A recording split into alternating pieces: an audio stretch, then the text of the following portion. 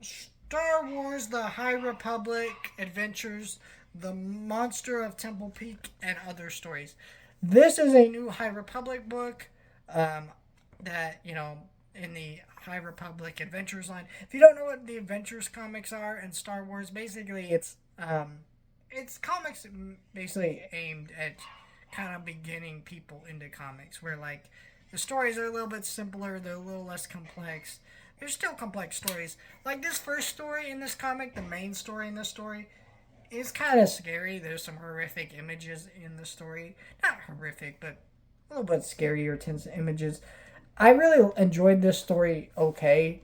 I think all the stories here are just okay. This first one specifically um, is a comic story where like this, I don't know what I'm saying, is a comic story. Of course it is, but it's it's about this one Jedi who's kind of like Ahsoka, where she's kind of coming back to the light of being a Jedi after something that happened to her in her past. And you got this little kid kind of tagging along. The kid's a little bit annoying and frustrating, and I don't really get enough from that character to really be invested with that.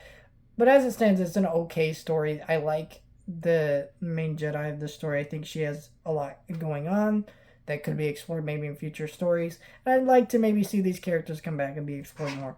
Um, where I think this story suffers is this is a collection of 4 issues, right? And you get a lot of these stories in the back of this comic that are like random stories and different art styles. Some of them interesting, some of them not. But none of them gave me the sense that they just needed to be told, and so they just bored me. And I just sat there and I'm like, I don't really care. And where I feel like the main story of this comic, the one that when you open this up, you're going to actually read through, could have used more exploration. I want to know more about this Jedi's past. What happened there? We get brief glimpses of it, but I wanted more of that. I wanted more of this. I wanted more of this Padawan that she might train in the future or something like that. So I don't know. I thought it was okay. I think it just needed more exploration overall.